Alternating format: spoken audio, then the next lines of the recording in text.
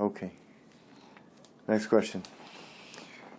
There has been concerns over a new form of electromagnetic communication known as 5G. This system uses emitters that transmit electromagnetic radiation in 24 to 90 gigahertz range.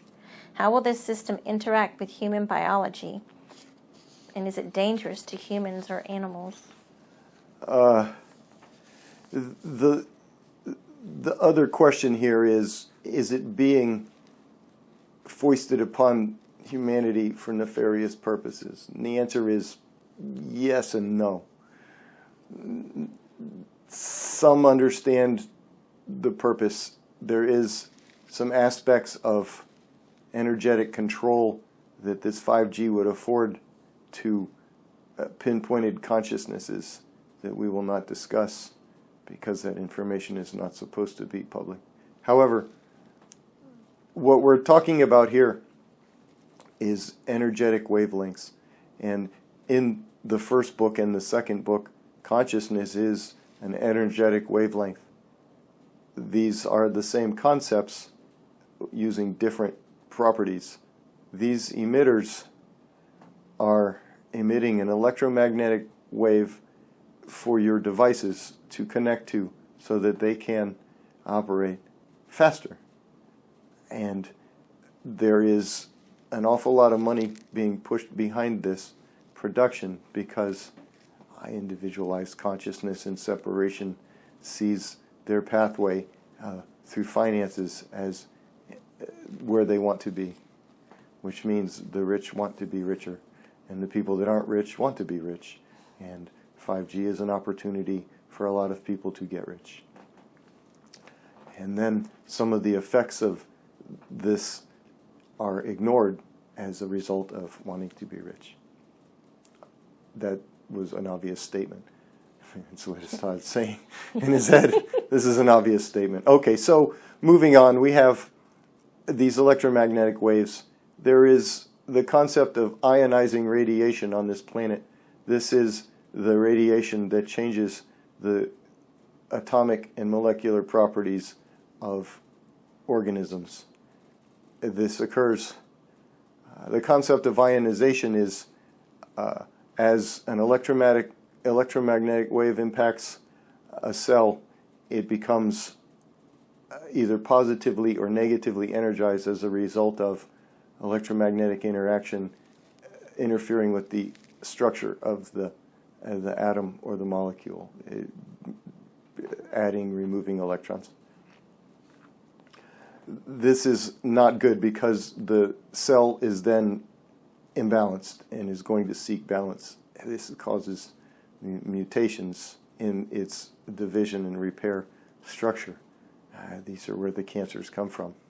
As these cells are imbalanced and continue to divide and grow, they grow improperly and create these cancers and these tumors and these things.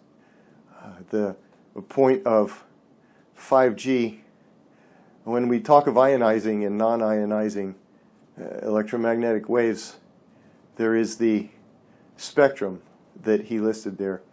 I believe you said 24 to 90 gigahertz. Yeah, that there. Okay, so your spectrums are arbitrary. However,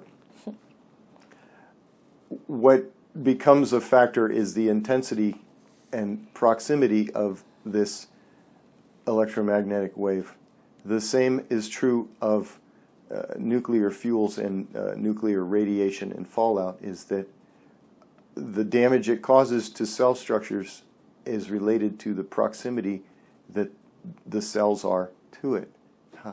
This is an intensity increase based on proximity.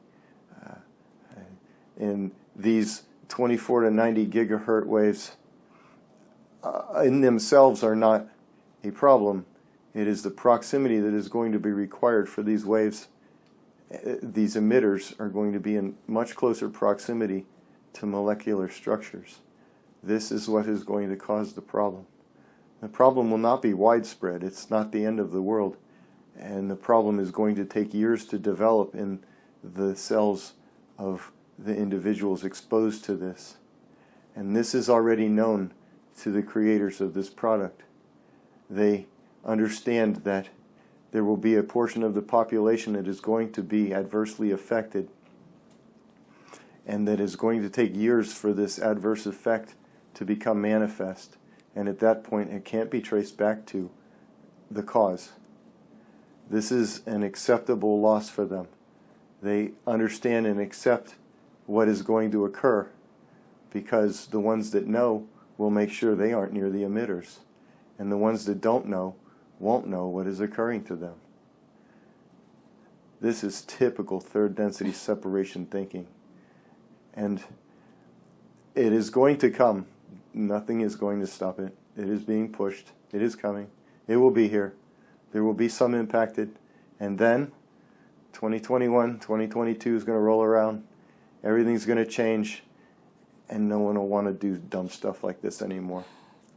So it is a concern.